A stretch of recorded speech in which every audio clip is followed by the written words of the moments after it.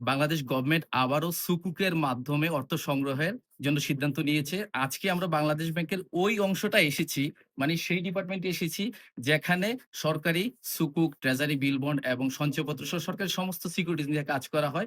তো আমরা আজকে এই ডিপার্টমেন্টের প্রধান যিনি পরিচালক জনাব ইস্তেকমাল হোসেন স্যারের কাছ থেকে এই যে সুকুক ইস্যুর যে সিদ্ধান্ত নেয়া হয়েছে সেটা কিভাবে আপনারা সেখানে পার্টিসিপেট করতে পারবেন, কিনতে পারবেন, বিনিয়োগ করতে পারবেন, এরকম বিস্তারিত সবকিছু আজকে আমি খুব সহজে আপনাদেরকে জানিয়ে দেব। আসেন ভাই আমার সাথে। এই মুহূর্তে সবচাইতে বেশি যে জিনিসটা আমরা চাচ্ছি অ্যাওয়ারনেস। প্রচুর প্রশ্ন, বিভিন্ন জাতের প্রশ্ন, বিভিন্ন বিষয় আছে। সেইখান থেকে কথা বলার সুযোগটা সরাসরি আমার কাছে নিয়েছেন। এজন্য আমি আপনাকে ধন্যবাদ জানাই। মোটামুটি গত কয়েক বছর যাবৎ সুকুকটা বেশ জনপ্রিয় হয়ে উঠছে। জি, স্যার। লাস্ট সুকুকে আমরা প্রায় যতটা আবেদন চেয়েছিলাম তার ২৮ গুণ আমরা অনেক অনেক আবেদন আগ্রহ পেয়েছি। স্যার, মানুষের অনেক আগ্রহ। চাহিদা আছে, প্রচন্ড চাহিদা আছে। মানুষ চাচ্ছে। এটা একটা প্রজেক্ট আছে আমাদের সারা দেশে পল্লী সড়কে গুরুত্বপূর্ণ সড়ক নির্মাণ। আচ্ছা, এই সড়ক নির্মাণের প্রায় ৪২% আমাদের কমপ্লিট হয়ে গেছে। তো সেই জায়গাটা একটা অ্যাসেট কিন্তু অলরেডি রেডি গ্রেট। এবং সেই যে রেডি অ্যাসেটটাই মোটামুটি আরো বাকিটুকু কন্টিনিউ করার জন্য ওটাকে টেক ওভার করার জন্য এই সুকুকটা হয়েছে। এটা টোটাল আমরা ৳৫,৯০০ কোটি টাকার সুকুক এটা ইস্যু সংগ্রহ। করব, সংগ্রহ করব। এই সুকুক ইস্যুর এগেইনস্ট এ এবং এটা ৭ বছর আমরা মেয়াদ করেছি। আচ্ছা। আর এটার যে টোটাল ইউজেস হিসেবে আমরা আ দেখেছি যে এটা সোশিও ইমপ্যাক্ট ডেভেলপমেন্ট ইমপ্যাক্ট হিসেবে সুকুক হিসেবে এসছে। যে ভাড়া ইজারা হিসেবে যে আমরা ভাড়াটা পাবো, রেন্ট পাবো ৪,২৯০ কোটি টাকা। আচ্ছা। সেই ৪,২৯০ কোটি টাকা যদি আমরা annualize করি বা রেটে কনভার্ট করি, সেটা এবার মানে হাইয়েস্ট যেটা ১০.৪০% আচ্ছা। হিসেবে দাঁড়ায়। পৃথিবীর যে কেউ সুস্থ মস্তিষ্কে যে অ্যাকাউন্ট খুলতে সক্ষম, সেই কিনতে পারবে। স্যার বাংলাদেশী নাগরিকের বাইরে কেউ বিদেশিরা সারা পৃথিবীর সকলেই কিনতে পারবে। মানে প্রবাসীরাও কিনতে পারতেছে। প্রবাসীরাও কিনতে ভেরি পারবে। Fine sir, very fine. আমরা যেমন আগের সুকুক গুলাতে চমৎকারভাবে যে দেখেছি যে বিদেশীরাও কিনেছে, নন মুসলিমরাও কিনেছে। অন্যান্য বারের সুকুকের যে সিস্টেম ছিল ওইখান থেকে আমরা একটা নতুন জায়গায় চলে আসছি। সেটা হচ্ছে ১ম বারের মতো আমরা সফটওয়্যারের ভিত্তিতে অনলাইন ভিত্তিকে এই সুকুকটাকে কেনা এবং অপশন করতে যাচ্ছি। এটা কি স্যার ট্রেজারি বিল বন্ডের মতো অনেকটা ট্রেজারি বিল বন্ডের মতোই যে আমাদের যে এফএমআই মডিউলটা ওইটারই একটা অংশ আমরা নতুন একটা অংশ আমরা এটাকে সিস্টেমটা আমরা দাঁড় করিয়েছি যেটাকে বলছে শরিয়া সিকিউরিটিজ মডিউল। এবার যেটা হচ্ছে আমরা বিপিআইডির মতো এখানে শরিয়া যেহেতু সুকুকের জন্য আলাদা একটা অংশ করেছি, এটার নাম দিচ্ছি আমরা হচ্ছে এসআই আইডি, রাইট। হ্যাঁ? সুকুক ইনভেস্টর আইডেন্টিফিকেশন নাম্বার। নাম্বার। হ্যাঁ, তো এইটা খোলার জন্য আসলে আমরা একটা প্রেসক্রাইব ফরমেট করেছি ইয়ের মতোই যে বিপিআইডির মতোই। কিন্তু যেহেতু কিছু শরিয়া টার্ম থাকে ওইটা মোটামুটি এটা ব্যাংকগুলোর কাছে চলে যাবে, বাংলাদেশ ব্যাংকের কাছে চলে যাবে। তারা বাংলাদেশ ব্যাংক মানে ওয়েবসাইটে চলে যাবে। সবাই আমাদের কাছেও আমরা পাবলিক করে দেব। ওই ফর্মটা ফিল আপ করে অথবা সংশ্লিষ্ট ব্যাংকে গিয়ে অথবা তাদের ওয়েবসাইটে গিয়ে যেকোনো জায়গায় এটা ফর্মটা ফিল আপ করে ব্যাংকের ট্রেজারিতে শরিয়া ভিত্তিক ব্যাংকগুলোর যে ট্রেজারি আছে সেখানে অথবা তাদের যে অ্যাকাউন্ট আছে উইন্ডোজ গুলোতে কনভেনশনাল ব্যাংকের যে উইন্ডোজ গুলো গভর্নমেন্ট সিকিউরিটিজ উইন্ডোজ গুলো স্যার। গভর্নমেন্ট সিকিউরিটিজ উইন্ডোজ এখন শরিয়া ভিত্তিক যেটা আছে তাদের তো আছেই। আচ্ছা। কিন্তু গভর্নমেন্ট সিকিউরিটির শরিয়া উইন্ডোজ যারা আছে, জি স্যার। ওইখানে তারা যোগাযোগ করলে বা বলে দিবে যে সুকুক আমরা কিনতে চাই, আমাদের কি করণীয়? তখন তারা এই ফর্মটা দিয়ে দিবে। এই ফর্মটা দিয়ে দিবে বা যেখান থেকে নিজেরাও যদি ফর্মটা ডাউনলোড করে নিয়ে প্রিন্ট আউট নিয়ে ওখানে পাঠিয়ে দিয়ে বলে যে, "ভাই আমার অ্যাকাউন্টটা ওপেন করেন।" এসআই হ্যাঁ, নাম্বারটার হ্যাঁ। জন্য। এই অ্যাকাউন্টের ওপেনিং কাজটা ১ম বারের মতো আমাদের হয়তো এখন আজকে থেকে আমাদের শুরু হয়ে গেছে। এখনই করতে হবে। আর অকশন বলতেছি আমরা যেটা বলছি সিস্টেমে যে ব্যাংকে আপনি বলে দিলেন ব্যাংকে পাঠায় দিবেন যে আমি এত তারিখে মানে অকশনে বিড করব এত কোটি টাকা এটা। ব্যাংক আমাদের সিস্টেমে ১৩ মে তারিখে সকাল থেকে শুরু করে এটা বিকেল ৩টা ৩:৩০ পর্যন্ত বিড করবে। বিট করবে। অন বিহাফ অফ আচ্ছা। Investor, invest. Individual or corporate or bank. তখন কিন্তু দেখা যাচ্ছে যে আমাদের সিস্টেম এটা চলে আসলো। সিস্টেমে চলে আসলে পরে আমরা ১৩ তারিখেই ৩ টার সময় আমরা অকশনটা করে দিব এবং ৪ টার সময় অকশনটা অটোমেটিক্যালি সিস্টেমে ডিক্লেয়ার হয়ে যাবে। স্যার এখানে একটা জিনিস একটু ক্লিয়ার সিউর। আমাকে আরেকটু করেন। সেটা হলো আপনি শরিয়া ভিত্তিক ট্রেজারি বলতেছেন। এখানে যে তাহলে কি নির্দিষ্ট কিছু ব্যাংক এখানে হয়ে গেল নাকি না সব ব্যাংকেই এই ধরনের ফেসিলিটিটা আছে? এক্সেলেন্ট। মাত্র ৩২ টা ব্যাংকের এই শরিয়া উইন্ডোজ আছে। আমাদের প্রত্যেকটা ব্যাংকের কিন্তু নাই। নাই। আচ্ছা। এখন বিষয়টা আসতে পারে তাহলে কি যাদের নাই তাদেরটা সে কি কিনবে কি কিনবে না?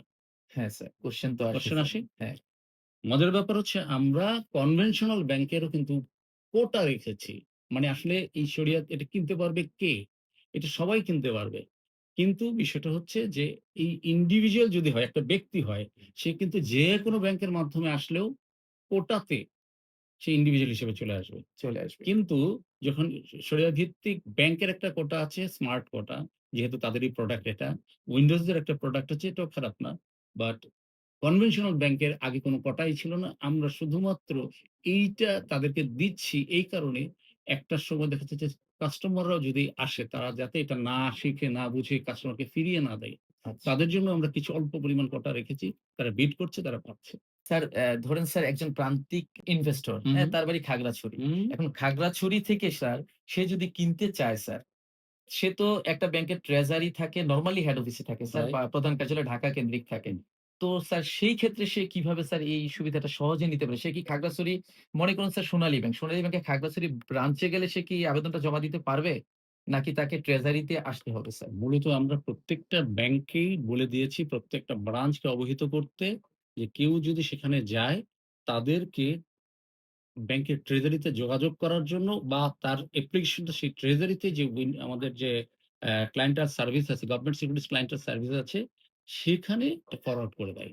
যেমন লাস্টলি গত বছর দিনাজপুর থেকে একটা হয়েছিল এবং তার আগে গত বছর না গত সেপ্টেম্বর তার আগে সীতাকুণ্ড, রাঙ্গামাটি সেখান থেকেও এসছে। আবেদন এসেছে। আবেদন এসছে। Very fine. তার মানে হলো স্যার দেশের যেকোনো জায়গায় যে অবস্থান করতেছে, ব্রাঞ্চে গিয়ে সে আবেদনটা জমা দিতে পারবে এবং ব্যাংক মানে ওই ব্রাঞ্চ আবেদনটা নিয়ে তার ট্রেজারিতে সে ফরওয়ার্ড এটা করবে। ফরওয়ার্ড করে দেবে। তার মানে একেবারেই ক্লায়েন্টকে ফিরিয়ে দেওয়ার আসলে সুযোগ নেই। সুযোগ নেই এবং সেক্ষেত্রে কোনো ধরনের যদি কারো ক্ষেত্রে কোনো প্রতিষ্ঠান বা কোনো ব্যক্তি যদি বিষয়গুলা নাই জানতে পারে, সবাই সবকিছু জানে না, গ্যাপ হয়ে যায়। আমরা যেটা করব এবার সার্কুলারে একটা আমরা বিজ্ঞাপনও করছি। সেখানে আমরা কিছু টেলিফোন নাম্বার দিয়ে দিব যে ব্যাংকে যাওয়ার পরে যদি কোনো সহযোগিতা না থাকে, আমার বাংলাদেশ ব্যাংকে আমার যে সেকশন আছে ইসলামী শরিয়া সেকশন, তাদের সাথে তোমরা সরাসরি কথা বলো, আমরা কথা ফাইন। বলে দিব। স্যার এটা কিন্তু নতুন উদ্যোগ। এটা খুবই ইফেক্টিভ হবে স্যার। রাইট, এইটা নিয়ে আমার কাছে অনেকের একটা ইয়ে ছিল, দাবি ছিল যে আমরা ব্যাংকে যাই, কিন্তু ব্যাংকের অফিসাররা বলতেছে আমরা এটা সম্পর্কে জানি না। আমরা রাইট। কোন সার্কুলার দেখিনি বা জানি না। যার কারণে স্যার তারা এই আবেদনটা ব্যাংকে জমা দিতে পারে না। তাহলে তারা এখন যদি এই ধরনের সিচুয়েশন ফেস করে তাহলে সরাসরি বাংলাদেশ ব্যাংকে কথা বলে তারা অভিযোগ আকারে বা সহায়তা নেয়ার জন্য একটা ওয়ে আউট পাবে। আসলে এখন আমি অভিযোগ শব্দটা উচ্চারণ করব না। আচ্ছা স্যার। কেন উচ্চারণ করব না? বিষয়টা মানে যত দিন যাচ্ছে ততদিন এটা জনপ্রিয় হচ্ছে। রাইট। এই জনপ্রিয়তাটা মানে হতে একটা সময়ও কম থাকে। গ্যাপ থাকে সবাই একসাথে কাজ করতে গেলে যে সমস্যাটা হয় বা আমি একই সাথে একজনকে ফোন করছি, উনি কাজ করছেন, আরেকটা আসে। তা আমরা যেটাকে বলব যে কোন কারণ ওখানে ফেইল করছে, টাচ করতে পারছে না, আমাকে বলবে আমি বলে দিব যে এই নাম্বারটা আপনি কল ব্যাক করেন। Help him. তিনি ফাইন, করতে চাচ্ছে। ফাইন। মানে খুব কেউ যাতে আসলে কোন জায়গায় গ্যাপ না থাকে, এখানে কোন গার্ডিয়ানশিপ এর অভাব ফিল না করে। ধন্যবাদ স্যার। মানে একটা হুম, ভালো কোঅর্ডিনেশন আপনারা চেষ্টা এখানে করছি, স্থাপন করার চেষ্টা চেষ্টা করছি। করতেছেন। স্যার আমার নেক্সট কোয়েশ্চেন স্যার আপনার হুম। কাছে সেটা হলো এইটাতে মানে বিনিয়োগ করার জন্য বা কেনার জন্য স্যার আলাদা কোনো ফি বা চার্জ কি ব্যাংক নিবে তার কাছ থেকে? এটার একটা মজার বিষয় আছে কি, নরমালি আমরা সুকুকের ক্ষেত্রে নরমাল যে সুকুক গুলো আমরা আগে করেছি সেখানে ব্যাংক টু ব্যাংক কেউ চার্জ করে, কেউ করে না এরকম কিছু ছিল। জি স্যার। আপনি জানেন যে ট্রেজারি বিল বন্ডের জন্য যে অ্যাকাউন্ট ওপেন করা, প্রাইমারি ডিলিট করা এবং আ আ মেইনটেইন করা। মেইনটেইন করা, তারপরে ট্যাক্সের জন্য আমরা অক্টোবর ২৪ এ একটা সার্কুলার করেছিলাম। সেই সার্কুলারটা শুধুমাত্র ট্রেজারি বিল বন্ডের কথা বলা হয়েছে। জি স্যার। আমরা আজকে কালকের মধ্যে সেইম জিনিসটাই করে দিচ্ছি। সুকুকের ক্ষেত্রেও প্রযোজ্য হবে।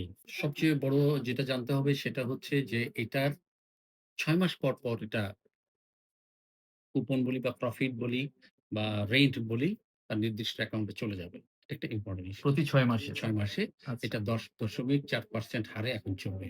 আচ্ছা, দ্বিতীয় হচ্ছে বাৎসরিক ভিত্তিতে এটার ট্যাক্স রিটার্ন এর যেটা অংশ আছে সেটা আমরা অ্যালটমেন্ট লেটার পাওয়ার সাথে, সাথে ব্যাংকগুলো দিয়ে দিবে। আচ্ছা। হ্যাঁ? এবং ট্যাক্সের রিটার্নের সময় ট্যাক্স যেটা বিপিআইডির মতোই যেটা ট্রেজারি বিল বন্ডের মতো তখন একটা ট্যাক্সের একটা ফরমেশন দিয়ে দিবে। এটাও ঠিক আছে। এখন কথা হচ্ছে ট্যাক্স যখন কথা আসে তাহলে ট্যাক্সের রিবেট কত বা ট্যাক্স কত? জি স্যার। সোর্স ট্যাক্স এর ইন্ডিভিজুয়াল ক্ষেত্রে হচ্ছে কর্পোরেট ক্ষেত্রে হচ্ছে ১৫%। ইন্ডিভিজুয়াল ক্ষেত্রে সেটা ১০ 10% এবং সেটা ওই যে মিউচুয়াল ফান্ডের ক্ষেত্রেও 10%। ট্রেজারি বিল বন্ডও তো 10% রাইট, স্যার এখন। রাইট। আর রেয়াত হচ্ছে ৳৫,০০,০০০। মেয়াদ পূর্তির আগে বিক্রির যে ইস্যুটা আছে, জি স্যার। খুবই, ইম্পোর্টেন্ট ইস্যু। খুবই, খুবই ভাইটাল হ্যাঁ, কোয়েশ্চেন স্যার। এটা হলো সেকেন্ডারি। আমরা যেটাকে বলব সেকেন্ডারি। এখন বিষয়টা হচ্ছে যে বাংলাদেশে এখনো ওইভাবে আমরা সেকেন্ডারিতে ট্রেড করা শুরু করতে পারিনি। কিন্তু অর্ডার ম্যাচিং সিস্টেমে প্রচুর ডিমান্ড, প্রচুর ডিমান্ড সুকুকের। তো আমরা দেখছি যে কেউ যদি বিক্রি করতে চায় সংশ্লিষ্ট ট্রেজারির সাথে যোগাযোগ করলে তারা এটাকে নিয়ে নিচ্ছে। ১০,০০০ হচ্ছে মিনিমাম, হার লিমিট বলে কিছু নেই। আচ্ছা, এটার গণিত যেকোনো পরিমাণ? যেকোনো পরিমাণ অ্যাপ্লিকেশন করতে পারবে। আচ্ছা কিন্তু স্যার। সব অ্যাপ্লিকেশনের যে কোটাটা আছে, কোটাটা যদি বেশি হয়ে যায় তখন এটা হচ্ছে প্রো রাটা বেসিস এ যতটুক পড়ে। আর ৳১০,০০০ র যে সুকুক আরকি ফেস ভ্যালু যা আছে ঠিক ফেস ভ্যালু ঐরকমই থাকবে। ফেস ভ্যালু কোন পরিবর্তন হবে না। হবে। তবে রেটের যে বিষয়টা আসতেছে, ইট ইস নট ফিক্সড। এটা কোন রেট না, এটা রেন্ট। রাইট। বাড়ি ভাড়া বাড়ে বা কমে, ইজারা যেহেতু, জি স্যার। সেটা সাধারণত আমরা যে বাড়ি ভাড়ায় থাকি, বাসায় থাকি, সেই বাসাটা বা অফিস করি বা যেকোনো দোকান করি, ভাড়া বাড়ে বা কমে? জি স্যার। সাধারণত বাড়েই। সাধারণত বাড়ে। কমে কখন? কোন একটা পাশে কোন ঝামেলা-টামেলা হলে কোন কারণে এটা যদি কেউ না নেয় সে কারণে। যেহেতু অলরেডি এটা 42% তৈরি হয়ে গেছে এবং এটা খুব ভালো প্রজেক্ট। দেখা যাবে যে ৭ বছরের পরে ব্যাংকগুলো যদি মনে করে যে এগুলো মানে যারা ইনভেস্টর জি স্যার। তারা যদি এসে এসপিভি কে বলে বা বাংলাদেশ ব্যাংকে এসে বলে যে এটা রেন্ট ভাড়া বা রেন্ট বাড়ানো উচিত, ভাড়া বাড়ানো উচিত। অরিজিনেটর হচ্ছে অর্থ মন্ত্রণালয় তাদের সাথে নেগোশিয়েশন করে আমরা এটা বাড়াই। আপনি দেখেছেন যে আমাদের ১ম সুকুকে কিন্তু ইস্যু ছিল ১ম বার ছিল 4.269 তা কিন্তু যখন আবার রি-ইস্যু হলো বা নতুন এক্সটেন্ড হলো সেটা কিন্তু 9.60 তে আবার এক্সটেন্ড করেছে বা তা চেঞ্জ হয়েছে। তার মানে বাড়ানোর উদাহরণ আছে। আছে। নরমালি কমানোর ইয়ে নেই। না, ব্যাপারটা হচ্ছে যেহেতু এটা শরিয়া ভিত্তিক প্রোডাক্ট জি স্যার। আমার ২ ক্ষেত্রেই কিন্তু সম্ভাবনা থাকে। সম্ভাবনা রয়েছে। হ্যাঁ? এটা অবশ্যই সম্ভাবনা হচ্ছে। তবে প্রোডাক্ট ডেভেলপমেন্ট প্রজেক্ট এর ক্ষেত্রে দেখা যায় যে সোসিও ইমপ্যাক্ট যেটা আছে, আরেকটা ব্রিজ হলো আমার সোসিও ইমপ্যাক্ট টা বাড়ল। জি স্যার। এটা বাড়ার সম্ভাবনাই বেশি থাকে না কমার মানে কমার সম্ভাবনার তুলনায়। বিশ্বাস করি আমার যারা দর্শক স্যার তারা খুবই খুশি হয়েছে। আপনি সময় দিয়েছেন এবং তাদেরকে এই সুকুকে বিনিয়োগের বিষয়ে আগ্রহী করার জন্য যে সকল তথ্য দিয়েছেন স্যার তার জন্য স্যার আমার দর্শকদের পক্ষ থেকে আপনার প্রতি কৃতজ্ঞতা প্রকাশ করছি স্যার। তাই